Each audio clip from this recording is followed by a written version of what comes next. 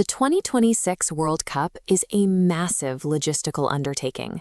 48 teams, 104 matches, 3 host nations spread across an entire continent.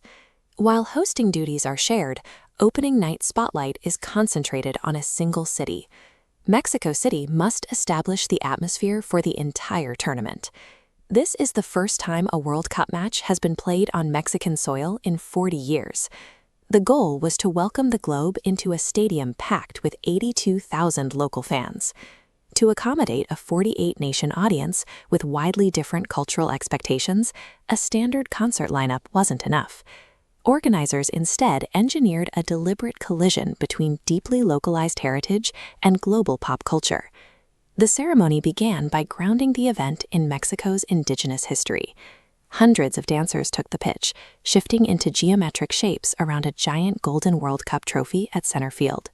They were accompanied by live musicians in feathered headdresses playing traditional stringed instruments. This was the host nation's historical welcome to the world. The performance then moved into modern local music, featuring Mexican pop-punk icon Fer Olvera of the band Mana.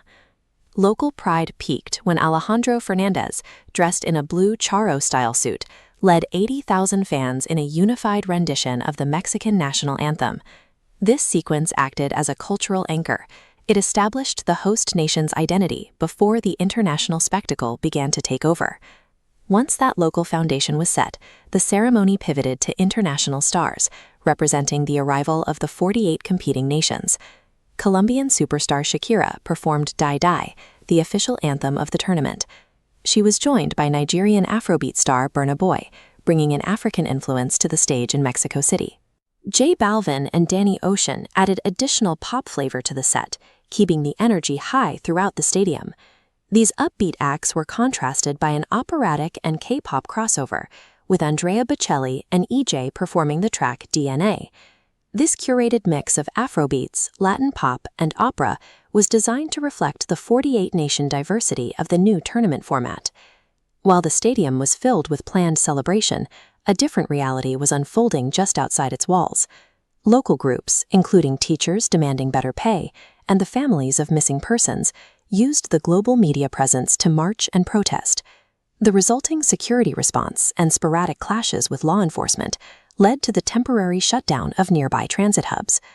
The World Cup creates a level of visibility that forces local triumphs and social fractures onto the global stage simultaneously. Taking up the pace, after the performances, the stage was dismantled to prepare the pitch for the opening match.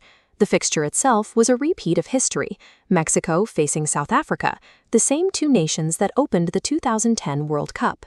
Grammy winner Tyla performed the South African anthem as a final musical prelude to the game. Mexico stepped onto the field looking to capitalize on their home field advantage and start the tournament with a win. South Africa's objective was to spoil the party and change the outcome of their 2010 encounter. This repeat of the 2010 fixture linked the history of the 32-team era with the expanded 48-nation future. Mexico ultimately secured a 2-0 victory, satisfying the home crowd and the expectations of the host nation.